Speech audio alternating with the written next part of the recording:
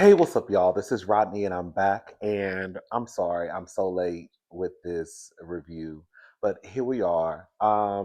You know, I like to be honest in all things that I do, and I have to say that while I think that the season was absolutely phenomenal, one of the best seasons in housewife history, or as RuPaul would say, herstory. Okay.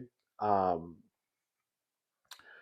the reunion is falling short for me. I mean, I'm still watching it, based off of the high that I have, that came from the season. But the reunion, eh,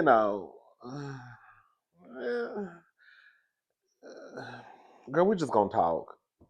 Girl, can we just talk? Girl, can we just talk? When they started talking about Gunica, and for the girls who don't know who Gunica is, I'm talking about Monica from last season. When they started talking about Monica and bringing up the rumors revolving around Sean, and I'm like, girl, what are we really going back to the? Now, to me, I felt like it should. They literally spent about 25 seconds on Lisa saying that Sean participates in circle jerks.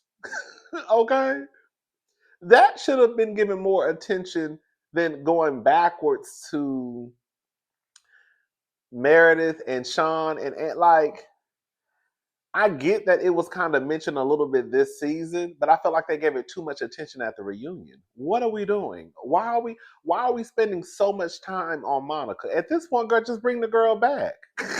Okay? When they got to Lisa and Lisa tried to act as if she didn't know what a circle jerk was, she just kind of said it. This is what I be talking about. I'm tired of the girls playing in my face. You know what? I want to get on to Bronwyn in just about 5 seconds. I'm tired of the girls playing in my face, okay? Lisa is not going to get me to believe that she has never heard of a circle jerk before. She just said it. And then she found out later what it was. Bronwyn, speaking of not letting girls play in my face,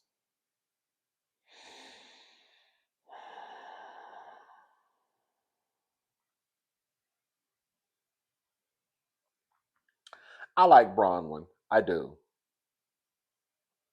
I think Bronwyn had a great first season. I think out of a lot of housewives, Bronwyn has probably had one of the best first seasons as far as like coming into an established group.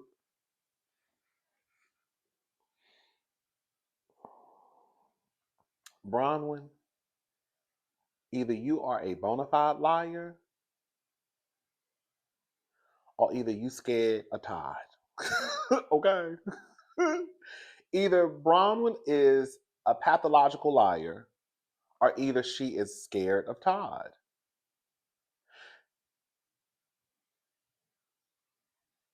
Bronwyn and her reaction on that boat to Todd cheating on her, right? She said Todd cheated on her. That's what she said. And she said that Gwen saw the messages that he was sending to the woman when he was on his iPad. Now Bronwyn, I think she was on Watch What Happens Live, and I think Bronwyn said on Watch What I barely watch What Happens Live, but I think she said on Watch What Happens Live that it was emotional cheating. And now Bronwyn is basically trying to walk back. I feel like Bronwyn was trying to walk back everything. And just like Lisa said, I gotta give Lisa her flowers. Just like Lisa said, girl, y'all tried to play in my face. You, and you. Y'all tried to play in my face. And when I said Todd is gonna be upset when he sees this, just for you to turn around and try to walk it back. And just like Heather said, girl, on the boat, girl, your reaction was just not, oh, it wasn't cheating, it was just emotional cheating or whatever she was trying to pull. At one point, I'm not gonna. I stopped listening to Bronwyn talk. I'm not even gonna say her lie to you. I said, oh, baby, girl, she's trying to walk it back. She lying. Girl, I don't even care no more. So I don't know if she was trying to say it wasn't emotional cheating, or if it just was emotional cheating, or if she was trying to say it wasn't cheating at all, and she just kind of jumped to the conclusion that it was. Girl, stop.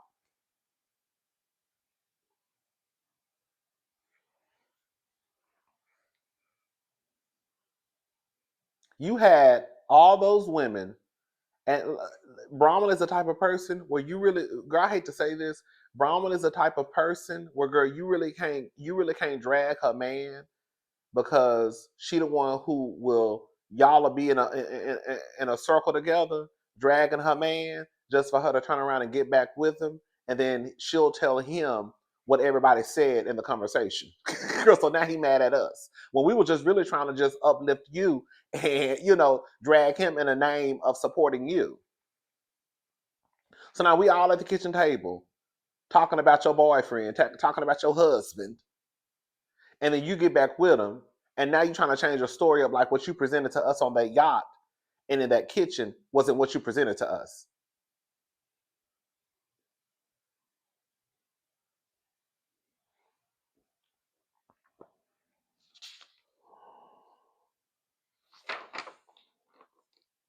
Hmm. I put Heather's about to be on Bronwyn's ass next season. That's all Heather needed. All she needed was just one little moment to to try and pinpoint Bronwyn as a liar. That's all she needed. Okay. Um, John calling Whitney a biatch. Be a. Okay. Girl, John is kind of not John. Seth. Did I say John? Seth. Seth calling Whitney the B word. Yes, Seth. Seth is kind of corny. No, Seth is really corny. Not like in a bad corny way, but just kind of like. I know this is gonna sound crazy. Seth is a type of person where I don't even know if you could get. I know that I know Whitney is a woman, and I know that John. What's his name? John. Whitney's husband is a man. Girl. Oh, y'all girl, I'm trying to say. But I don't even know if I would, even if I had a wife, I don't even know if I would get upset at Seth saying biatch. Like, it's almost like, nigga, what? Like, I don't know. Like, Seth just gives me corny tea. And again, I'm not saying it in a bad way. It's almost like it's nothing to get worked up over. Like, girl. He thinks that he's funny, right? You could tell he thinks that he's funny. You could tell that people at his job probably laugh at his jokes, and they probably laugh at his jokes because he's the boss, and so he thinks that he's funny. But nobody's really laughing at what you're saying. I think that he tried to deflect by trying to bring Angie into it. When he was like, "I didn't say it." I didn't say it the way that Angie said it to Meredith. She called Meredith, the B word twice. I said, "Oh, look at." I said, "Look at her. Look at her trying to get the heat off of her." I'm talking about Seth. Um, but he apologized and said it was too aggressive. He shouldn't have said it. He said that they had been drinking since 7 that morning. Girl, it was a lot going on. I mean, I'm not gonna sit here and pretend that I don't understand. Girl, those of us who drink, we know that sometimes, when you've been drinking all day and tensions are already high, especially probably in this type of setting, I could see how things could kind of start to go left. It is what it is. Um, but again, I don't even know if I would get worked up over Seth, because Seth doesn't give me. I don't know. Seth just doesn't give me. I don't know. Like if John probably, if Lisa's husband probably said it, I would be like, "Girl, what?" You know what I'm saying? You know, like if some of the other husbands probably said it, I would probably be like, "Girl, like what?" But Seth is like cornball in a way. Like, girl, ain't nobody worried about no Seth, girl. Anyway, um,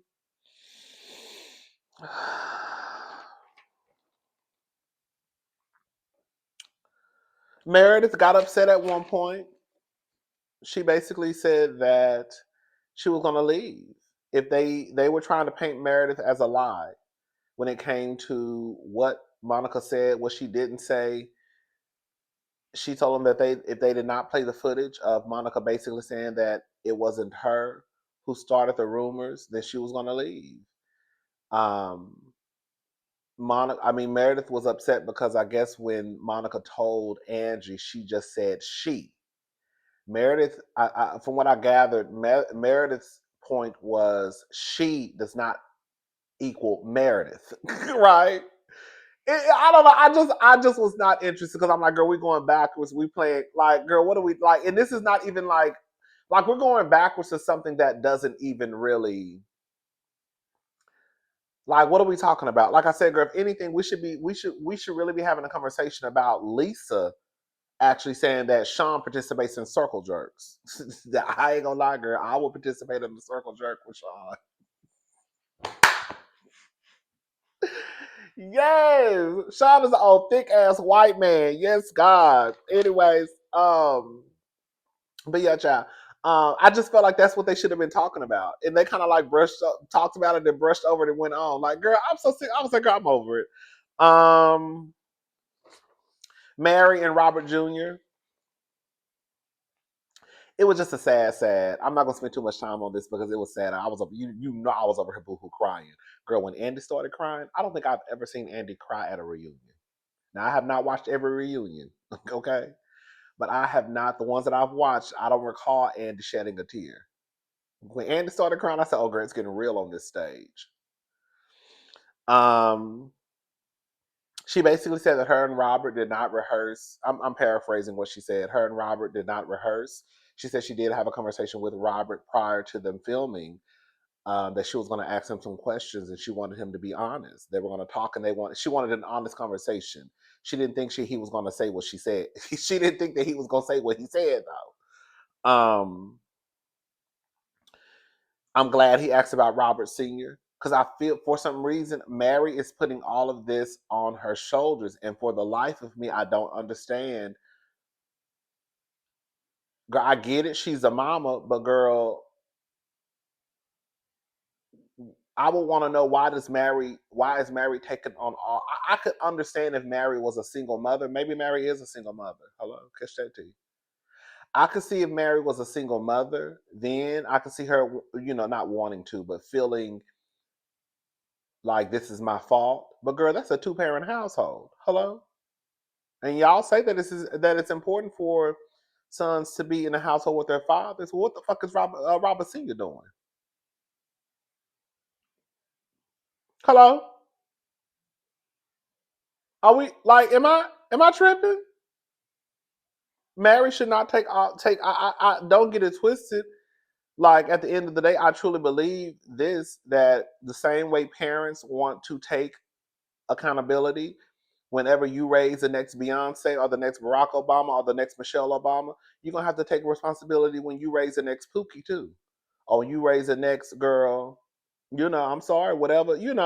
So there has to be some responsibility placed on Mary because at the end of the day, that's you're raising your child. But what I'm saying is, I don't think she should take all the responsibility. And then on top of that, the truth of the matter is, no matter how, you know, Mary isn't teaching her son to do what he's doing. Unfortunately, I will, for the parents out there, I'm not a parent. I don't ever want to be one. But for the parents out there, I do think sometimes y'all are too hard on yourself. While yes, you have responsibility, it's your responsibility to raise your child. You also need to acknowledge that once we go off to school, y'all were children before. Once we go off to school, because it changes the ball game. And if you're a working parent and you may not be able to see your child as often, because just imagine if you're a parent who works, a single parent who who's working a job 40 plus hours a week. Depending on your schedule, you may only see your child on the weekends, if then. You know what I'm saying? You have some people who may work a night shift. So if your kids are gone from 6 a.m. to 3 p.m., you go to work at 2 o'clock, not getting out to 11 o'clock.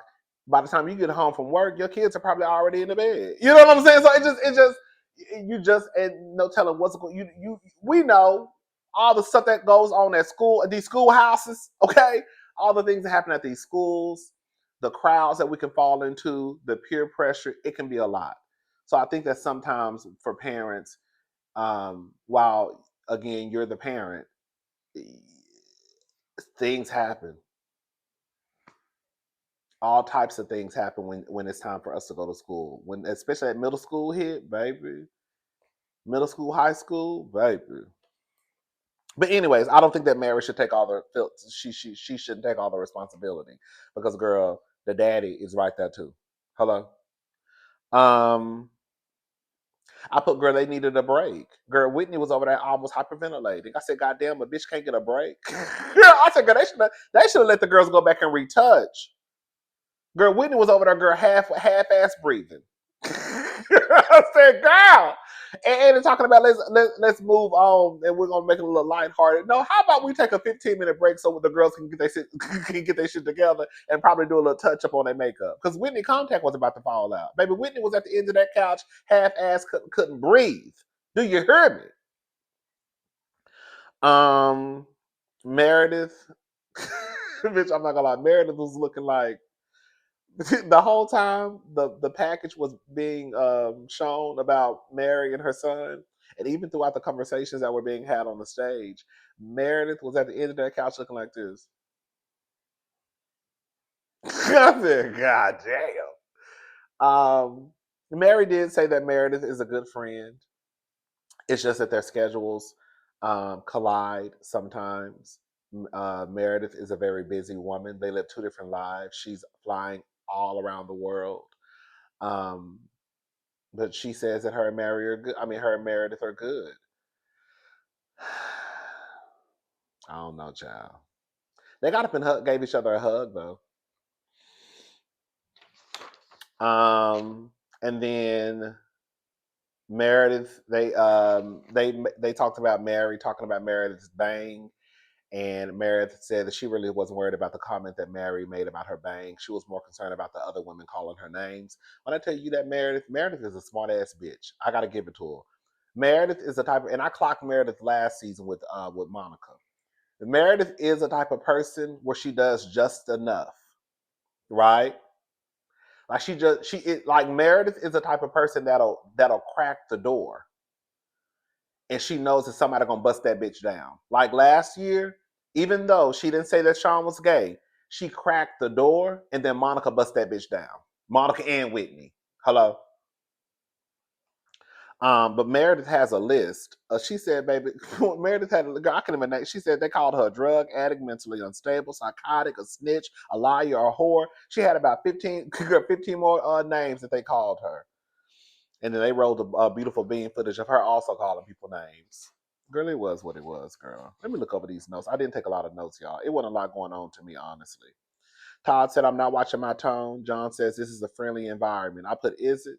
John says, this is a friendly environment. Girl.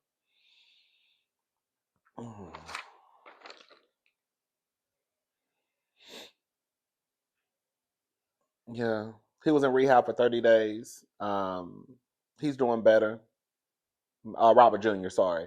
Robert Jr. is doing better. All right, y'all. That was pretty much it. All right, I'm gone. I'll talk to y'all later. Have a good night. Bye, y'all.